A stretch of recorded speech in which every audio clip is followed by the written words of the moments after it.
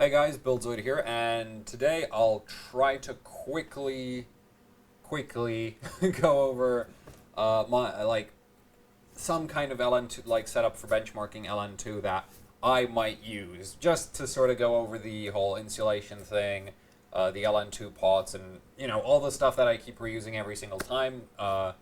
We'll go over that, and then yeah. So let's get on with that. So. This is the setup. Now let me just get the camera. Oh wait, tripod. There we go. So this right here is the setup. Let me just tilt the monitor so I can see what you'll see. So first things first, that probably confuses a lot of people. What the hell is this power supply doing, right? This is a G550M from Cooler Master. It's not really... It's like, would I build a system with this? Yes, I would actually build a system with this. It's plenty to power like a mid-range gaming build. It's not, however, enough for like my overclocking escapades, obviously. So this is not actually powering the system. This has its 24-pin hooked up to a EVGA PSU jumper thingy, so that just goes on there, and with that it powers on the and with that basically I can just flick the switch on the back of the power supply turns on. That powers the fan up here, and also the fan over here, right there. So at this point, a lot of people would be like, so what on earth is this fan for, since you're obviously cooling everything with LN2? So the thing about LN2 is when you pour LN2 down into your LN2 pot, you'll get really cold gas and water vapor coming back out of it. And if there's no fan here, what'll end up happening is it'll just, because it's really cold, and cold air falls while hot air rises. So basically it'll come out of the LN2 pot and just fall right down onto the motherboard, which will unnecessarily build up extra condensation on things like the RAM, the VRM heatsink, the Northbridge heatsink. So basically, it's not really, I don't really want that happening, so the fan is there so that whatever comes out of the LN2 pot just gets kicked right away from the system, and basically it's to help condensation prevention. The other thing is it does help provide a little bit of airflow over the VRM, even though the fan is actually pulling sort of from this area, and fans really suck at doing that. If you want to actually get airflow through somewhere, you always do push. You never ever try to pull, unless you're pulling through, like, you can pull through a radiator relatively well, but generally if you just need to move air in a sort of open air environment, always push. Now you can't actually really push away from the LN2 pot, so you have this, because really the fan, they pull air properly from about, like a centimeter in front of them. That's where they have the most pull. A few centimeters below them it sucks, but your push goes, a good 10 centimeters above the fan. So this is sort of just some airflow stuff. Not really related to the setup, so this is going to take a month at this rate. So that's why that fan's there. It's basically to prevent, water vapor and cold gas coming out. Well, cold gas, it's basically cold air because it's going to be just straight nitrogen coming out of the top of the LN2 pot, but still, it's to clear that up. Also, if you're in certain temperature ranges, when you pour LN2 into the pot, you'll get a ton of water vapor, just massive clouds of smoke. That fan really helps making sure that you can actually see what you're doing, because without it, you just get, fog everywhere, and that's not really great. The other fan is trying to do, well, the VRM for this GPU is right here, so this fan is located right sort of that, so it gets some airflow onto the VRM. The GPU is the very dead GTR. If this wasn't the GTR, if this was a card like, say, a 1080 Ti reference card, then we'd have the VRM right over here, and this fan would be sitting, well, like that. So I'd move it from, come on, and it'd be like this. And it would basically sit there. Now, one thing to stay, good. So that's going to stay there.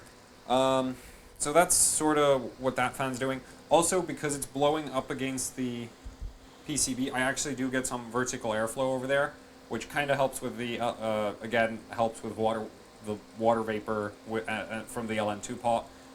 Ideally, you might want to get this fan like angled like that, which my other test bench does that much better than this one, but this one I would actually run. This one I prefer for CPU on LN2. If I'm putting the CPU on LN2, I'd rather run this test bench instead of that one over on the floor there. So, yeah. With that out of the way, back onto the tripod. For temperature measurement, I have these guys down here. So this is the ROGOC panel. This is also part of the PSU's duties because this needs a SATA power connector. Right, so there, that's SATA power. So that runs on SATA, and without that, you can't power it on. And this one's broken. I have one temperature probe is just stuck at like 9 degrees. Sometimes it goes to 11, but there's no probe actually plugged in. So if I unplug this, you'll notice that ideally that should stop reading. Okay, let's turn it off. Gotta be kidding me. Nope, it's stuck at 23. Okay. Whatever. Yeah, but if I tried to plug this probe into the other one, it doesn't do anything. That might be because the casing actually gets in the way. I'll have to investigate that a bit more, but generally I'll only use the one that I have working all the time. So right now you can see that the room is about 22 degrees. Well, in the LN2 pot, because this probe goes to the CPU pot right here.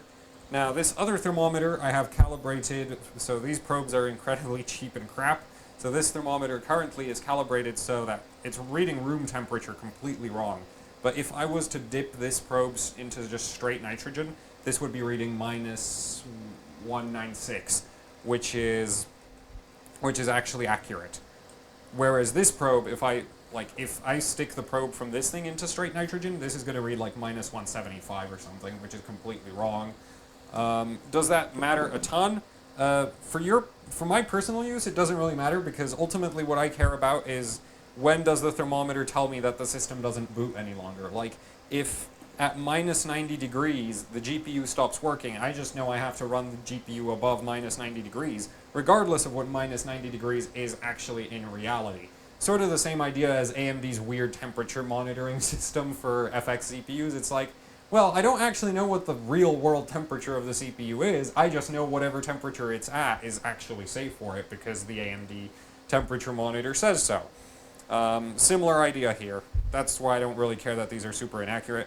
If you were selling your CPUs to somebody, this could cause some issues as you'll be like, oh, yeah, it cold bugs at minus 110, and then they take your CPU and they have a different, better thermal probe and it cold bugs for them at minus 100, and you look like a liar.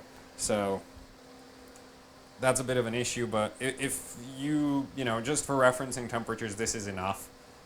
Generally, I prefer to use this. Like, if I really need, if I'm going really cold, then I prefer to use this one.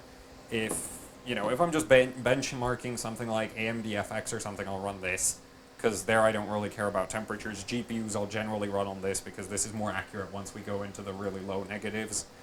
So, yeah. So that's the thermal probes. Let's shut down the PSU.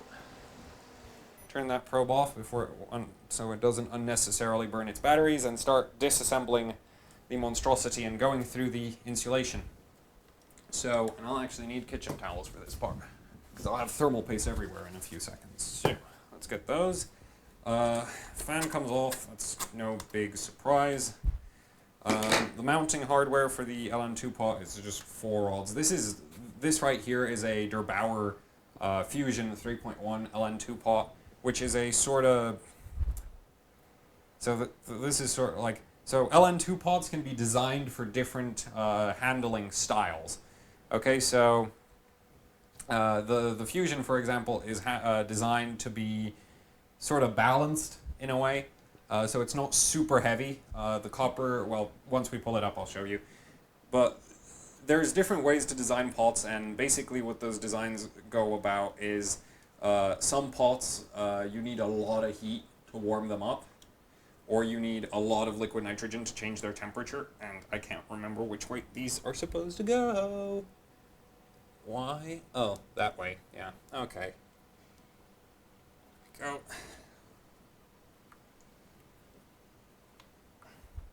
Honestly, I probably should have maybe thought this through better, but disassembly is certainly the easier way to go about this than trying to build one of these. It takes me really, like, depending on how neat I want my setup, it takes quite a while for me to get it built. So this is a Fusion, and personally I'm thinking of getting something a little bit, well, slower than this, because the problem is if I leave the Fusion with no LN2 in it, there's not a whole lot of mass in the Fusion, so it tends to heat up really, really quick, which I think I complained about on my last stream with the FX9590, that basically as soon as there's no LN2 in the temperature pot, the LN2 pot, as soon as there's no LN2 in it, the temperature just shoots upwards, which is really obnoxious. But, like, handling Haswell, this is great. Handles Haswell really nicely. It handles, like, lower heat load CPUs, it's really not a problem. But FX, it's just... And I also think it's the whole full pot thing that makes it a lot worse than it necessarily has to be. So, yeah, because even at just idling at desktop, this thing gets hot. Like, warms up really quickly from like, as cold as it'll go. So, I'm thinking of getting something a bit heavier, because for the live streams when I'm refilling LN2 and between all the keeping track of the chat and all that, it's just, it'd be nice if I didn't have to pay so much attention to the temperature of the LN2 pot. Now, a heavier LN2 pot does mean that you need to use more LN2 to cool it down. Also, if you want to heat it back up because you hit the cold bug or something, it'll take longer. But it also means it's it's easier to work with when you're at full load.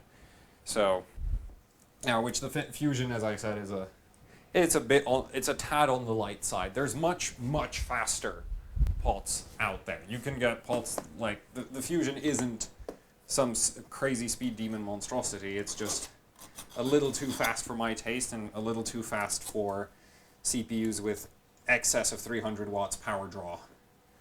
So, yeah. And good news, I'm getting LN2 this Monday. So actually, we'll get to see how the Fusion handles X99 pretty soon.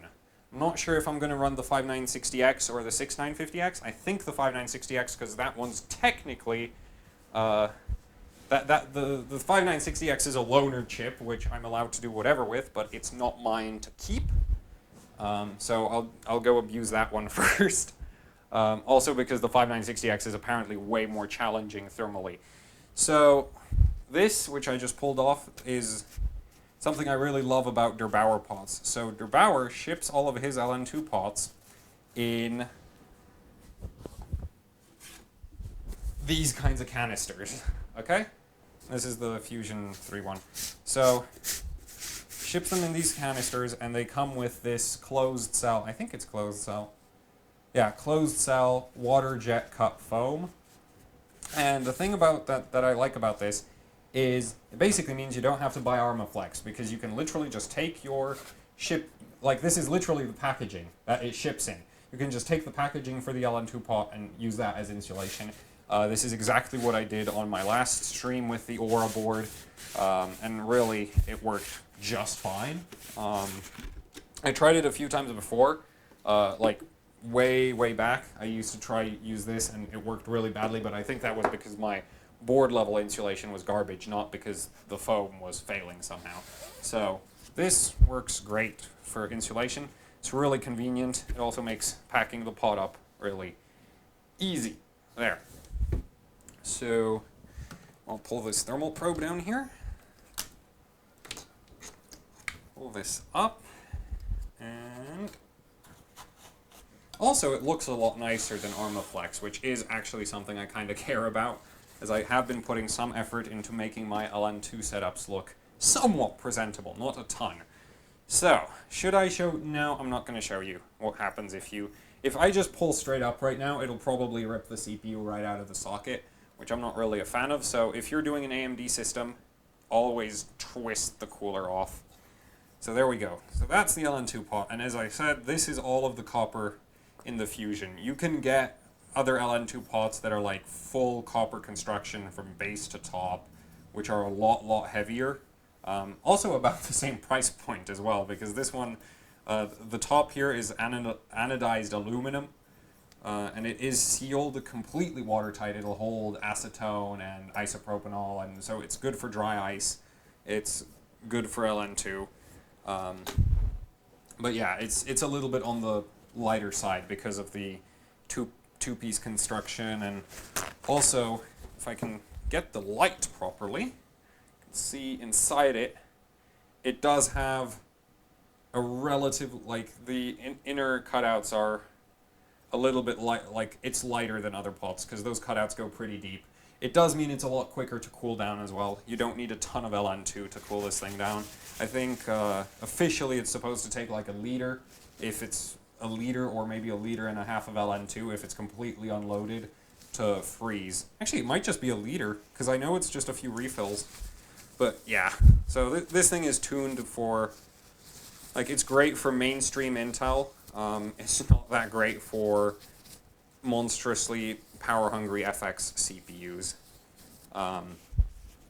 And then like X99. And X99, I still need to see how that does. I think it's going to be a catastrophe. So, yeah, and then I just pack it up with the thermal probe, which incidentally, I forgot to show you that. Oh. The thermal probe, I just have held in place with tape, and it goes into a little hole at the very base of the pot. That goes in there. You need to put thermal paste into that little hole so that the actual thermocouple has good contact to the rest of, like, good thermal connection to the rest of the LN2 pot. Otherwise, this will read garbage compared to what the LN2 pot's actually experiencing. And for thermal paste there, you want to use Cryonaut again, or Gelid GC Extreme, or some other good for LN2, thermal paste, which you might be like, anything should work on LN2. Nope, because most thermal pastes are silicone-based, and silicone has the unfortunate physical property of turning completely solid at negative temperatures, which means that it tends to crack, because it'll also, if it turns solid, like water expands if you freeze it. 99% of everything else, actually, pretty much everything else in the world gets smaller when it freezes. So that means if you have, silicone thermal paste, it'll basically solidify, then it'll shrink, and it'll disconnect itself thermally. So that's why you wouldn't actually run the thermal paste I have right here, right now, because I just wanted something to make sure that the LN2 pot wasn't scraping against the lid of the CPU. So right now there's Arctic MX2, but normally I'd be using Thermal Grizzly Cryonaut, or the other recommended thermal pastes are Gelid GC Extreme, and if you can get it, there's also the Kingpin Cooling Blue thermal paste, which apparently works really well. So I'll just wipe this off so that I don't get it all over myself, which fortunately that's never worked out yet.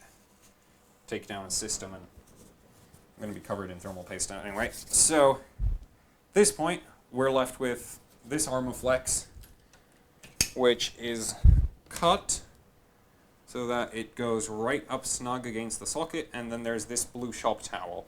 So the Armaflex offers thermal insulation, but it's really crap at actually preventing water. If you have ice building up on the top of the, on the surface of the Armaflex, it's not going to absorb it, basically at all. It's just going to run down. And water makes your life really, really suck if you're a, stick of RAM or a CPU or something. So under the Armaflex, I have the blue shop towel, which acts as an absorptive layer, and that actually holds any water in place. And this setup has, so far, of the blue shop towel with Armaflex on top of it, this has worked so far the best. I used to just do straight Armaflex, and that tended to crap out all the time. It would last like an hour and a half before there would be so much water that nothing would run any longer. So I guess the blue shop towel thing is working. Or for some reason, I'm building up less water, which I doubt, because I haven't really changed my LN2 technique that much. So now we're down to just the motherboard. And here's the final layer of protection. The motherboard is covered in Plasti-Dip. So, you know, that doesn't really show up, but you can see that the components are covered and the chokes have, yeah, so you can actually see how it came on. So I use a paintbrush to bring that on. I've seen other people do it with syringes. Also, a few people just spray it onto their motherboards. When I tried to spray it on, catastrophe. Motherboard lasted about an hour and a half before completely crapping out. So since then, I've just been doing paintbrush, and paintbrush always works great for me. And usually, I actually use a mix of two. So I have this big red one, which I use for, like, you know, quickly getting a lot of area coverage. And then for details, I use this purple one. And then if you want to get Plasti Dip in between the memory slots, you can go with syringes. But if you thin your Plasti Dip enough and mask off the memory slots, you can actually just sort of, dribble it in between the memory slots if it's thin enough. Also, if you're using Plasti Dip and a paintbrush, you'll notice that, like, your paintbrush gets rock hard. Just get some Plasti Dip thinner, and before using the paintbrush, just stick it into a little bit of thinner for a little bit. That'll dissolve the solidified Plasti Dip, and then you can brush on Plasti Dip onto just about anything just fine. Also, another pro tip, don't necessarily use black Plasti Dip. I'm really considering transitioning from black to clear, because if you're brushing over things like, say, power buttons, reset buttons, and they're all unfortunate, like some motherboards, they'll use the same exact button shape for every single button.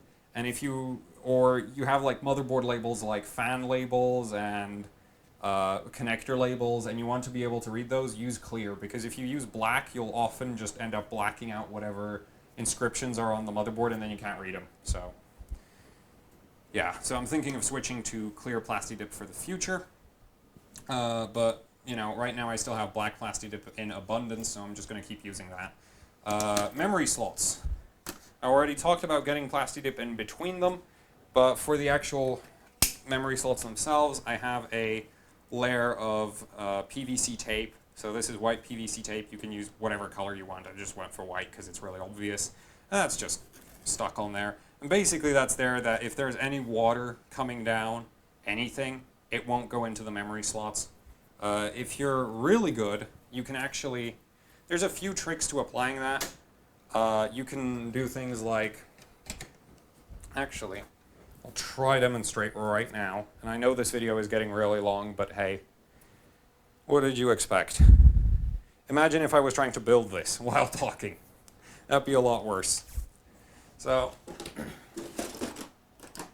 one way you could go about doing this, which I've tried and it's worked on one motherboard, I'm not sure why I haven't bothered with doing it here, is you can actually just do that, right? And then instead of like cutting it into strips and ripping it off of the slots you're using, you can actually sometimes, and I'm not going to test it right here, but you can often just go and, let's see, there.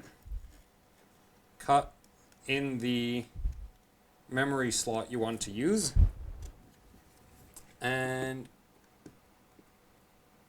let's see if I can get it in there. And assuming that you actually get it right, you can just stick the memory stick in there. And I know this works great for PCIe slots because I've done this trick more often on those. But yeah. And at this point, it's not going to go in. Okay, so for PCIe slots that works, but for memory it doesn't.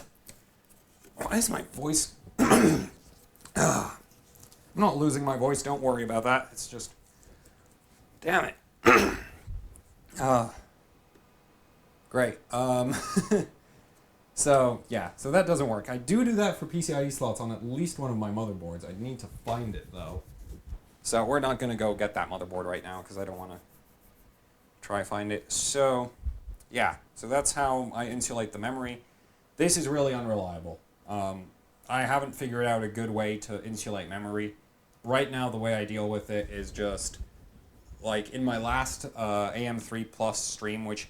The thing about memory insulation is it really doesn't matter on, say, like Haswell and Devil's Canyon. You don't really need it that much because your CPU will cold bug at around minus 110 degrees. And that means that, like, the cold won't travel from the CPU socket all the way to the memory slots. If you're on AM3 Plus, your CPU's at minus 190, minus 180. And minus 180 here translates to, say, plus 5 degrees on the memory sticks, because the memory sticks are connected through a lot of copper traces through the motherboard straight to the CPU that's at minus 180. Copper is a great thermal conductor. That cold is going to get to those memory sticks. So unless you have memory sticks that pull an absolutely stupid amount of power, they're going to get very, very cold, and they're going to start building up water. That water is going to get into the memory slot, and then the motherboard's going to stop booting. It's not going to kill the motherboard, it's just going to stop booting. Assuming that you're smart enough to stop when you first start having issues. If you keep trying to force it, you might end up actually ruining your motherboard. But generally, if your system starts failing due to water buildup, just turn it off and let it dry out for a day or two.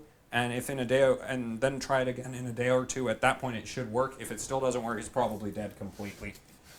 So, at that point you might as well hope that your memory sticks still work. So, yeah, so that's the thing. Right now, the way I deal with memory on AM3 Plus is I just hit it with a hairdryer every so often and check that the sticks aren't too cold. If you want a better way of dealing with it, Kingpin Cooling recently released something they call the KPC Inferno, which is a backplate for the motherboard, which comes with thermal pads. That attaches to the back of your board, and that's a heater. And the moment it detects that the system is below a certain temperature, it'll start heating up the back of the CPU socket. And that, first of all, that means the capacitors actually run better, because capacitors hate being really, really cold. So like, capacitors aren't like it. They really, like, down to a certain temperature they work, but below a certain temperature they just completely fail.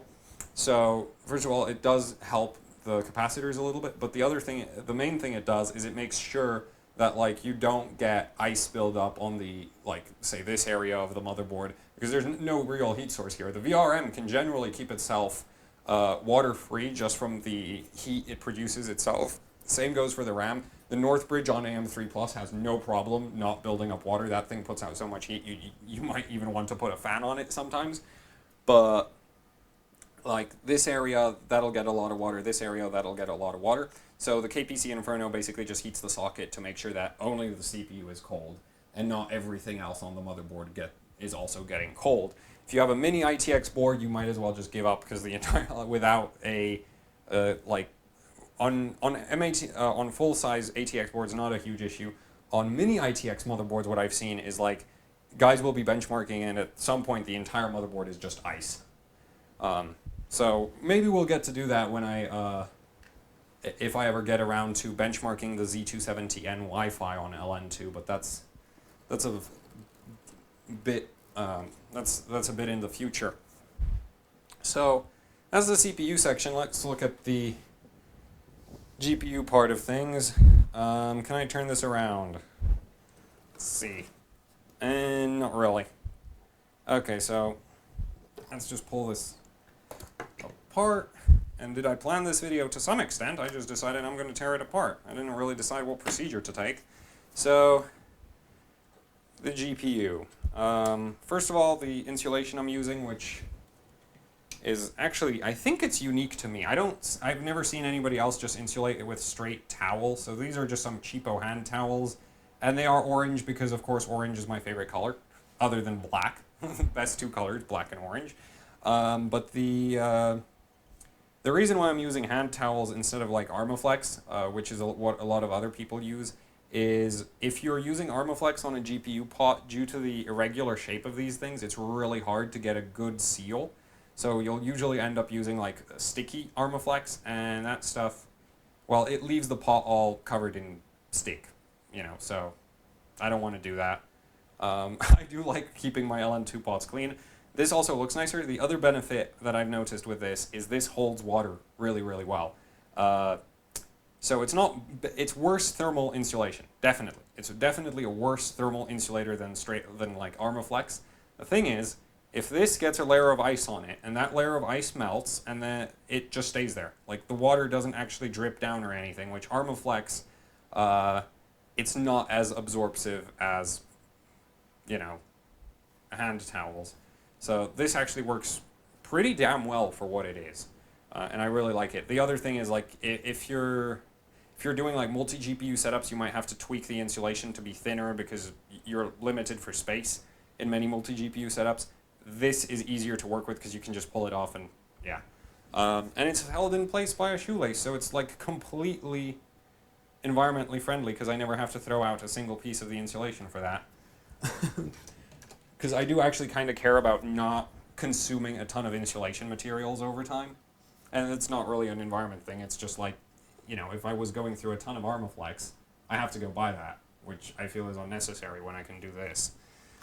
So, GPU, well, let's just pull it out now. And you want to pull, so handling GPUs with LN2 pots, never ever rest the PCB this way. The LN2 pot, this one for example, weighs well over 2 kilograms. If you put your GPU on your desk down like this, there's a very good chance it will destroy the GPU core. Because this thing is really heavy, and your GPU core is pretty much the equivalent of glass.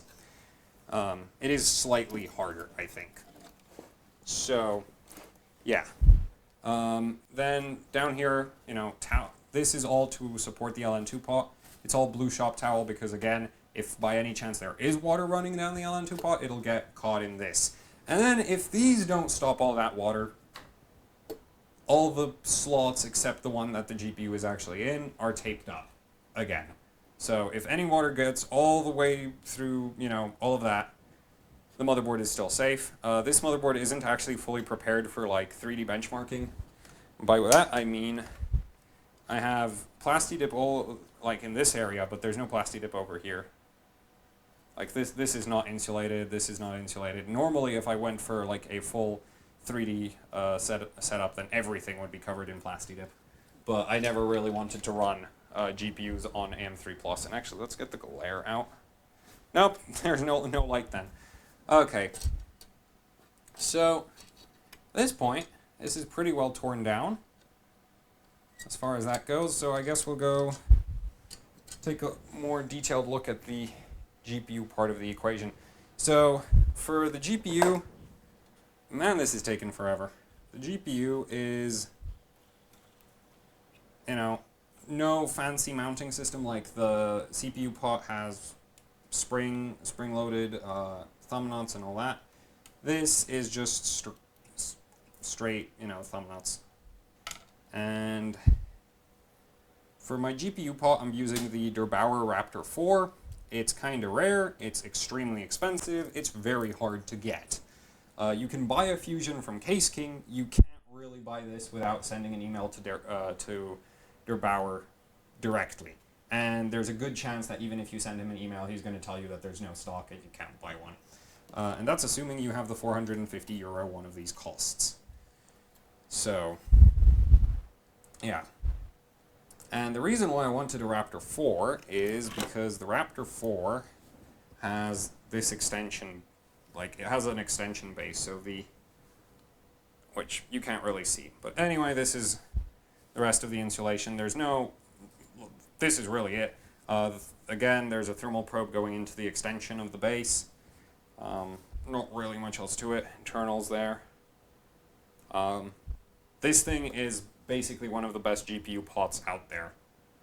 And this is definitely the most flexible. Like, the mounting hardware this comes with fits pretty much everything except super low-end GPUs. But if you're doing like this has native support for a Fury X, which is one of the main reasons I got it. As well as the extension base means that like on say this card, this capacitor bank will not fit under a lot of LN2 pots. It just won't. So you have to use like that extension base has to be used because otherwise you're not getting the pot to mount at all. It also means that when I'm doing power board mods and anything, I don't have to be super fussed about where I pull the wires to because, again, that extension gives me a lot of clearance over the PCB that you can't get otherwise. It does, however, lower, like, it does negatively impact the thermal performance of the LN2 pot, so, yeah, you know, it has its trade-offs. It fits more stuff, it doesn't work that great with the extension. If you pull the extension off, then it's awesome. It's a really... And I've actually never used it without the extension because every single GPU I've tried to use it on so far doesn't fit without the extension. So, because the GTX 570 I had wires everywhere. This has that capacitor bank. The first RX 480 has that same capacitor bank because the PCB layout's the same. What else did I use it on? Well, not much else. The Fury X's are the same problem, capacitor bank. At least I'm pretty sure. No, those actually... FuryX might actually fit without the adapter. We might be able to run it without the adapter, which would be a good thing because the FuryX is a lot more power hungry than an RX 480. And that's not going to be happening anytime soon. I need my FuryXs alive for a little while longer. So I'll clear some of this off of the desk and we'll continue on to the test bench itself. And here I just have my Volt mods mounted with some blue tack, which really I use blue tack to mount anything that's not super massive. I mean, I use it even to keep fans in place, so very much one of those, I mean, cheap ways to get stuff sort of where it should be if you want to do that. So, now let's get to the motherboard. 24-pin, 8-pin, ATX. Also, I have this thingy right here for motherboards like this one. So this is just, you know, this is from my other test bench. Basically, it's just like front panel connectors. So, yeah. With some buttons at the end. Because this motherboard doesn't have its own onboard buttons, which I really don't like. Buttons are freaking cheap. It's why don't all motherboards come with buttons? Seriously. Can't cost that much to implement. So, now let's get to the actual test bench. So the cool thing about this test bench is it actually has a toolless mounting system that I refuse to use to, well, it uses a actually screwless mounting system. Like these are just snap-on motherboard mounts. Like it comes right off. Except I also use this one screw right in the middle because one, it doesn't actually come with enough of these toolless mount, like snap-on mounts to do the entire motherboard. The other thing is I don't trust them that much. I don't have a lot of faith in them. So I do use that extra screw to just make sure that the motherboard absolutely does not go anywhere. And then rely on the actual mounting hardware itself. Though I am assured by the people who designed this thing and sent it to me that the snap-on mounts work great. That doesn't change the fact that I don't trust them very much. So here's the motherboard. This is by far the worst insulation I've ever used on a board, where I only have blue shop towel between the, you know, mounting plate for the LN2 pot and the motherboard. But if I get ice here, I really don't care, because there's nothing under there for me to worry about. There's literally, like, you know, not a problem. Also, the entire back of the motherboard is plasti-dipped completely, because this is the easiest part of the motherboard to plasti-dip. This side of the motherboard I trust to be pretty much waterproof. This side of the motherboard has a lot of connectors that are a problem. So, yeah. So I don't really care about insulating the back so much. So, yeah. For the actual mounting hardware, that's going to vary from LN2 pot to LN2 pot. And you'll probably have to, well, actually, if you do buy a Fusion, I really recommend buying some self-locking nuts. Because otherwise, the Fusion just comes with regular nuts, and your main problem will be that once you're, like, if you're uninstalling or installing installing stuff on, like, the LN2 pot, your problem will be that if you just use these nuts, these regular ones, which the pot comes with, like a ton of those, if you use them on the back, they will unscrew on their own, and then this will be all loose and wonky, and it'll suck. And you'll basically have to pull off the board and check that the back is good, and then pain in the ass. So get some self-locking nuts and use those instead. So that's a little upgrade I do on my LN2 pot. And here we have the open bench table, which, full disclosure, I know the guys who helped design it, some of the guys who helped design it. And, you know, it's a really nice bench table for LN2. I'd say for water cooling, it's definitely, like, it loses to the gigantic monstrosity over there under the desk, because that has integrated radiator support right here. Like, right there, you have a radiator support on both sides. But this works a lot better for, like, this is a lot easier to work with. If you're managing wires and tearing down systems often enough, this is better. This is way better. Getting at the power supply on this thing, way, way easier than on that. which is why I like to use this for LN2 setups, because those are really, really temporary compared to the other thing. So, yeah.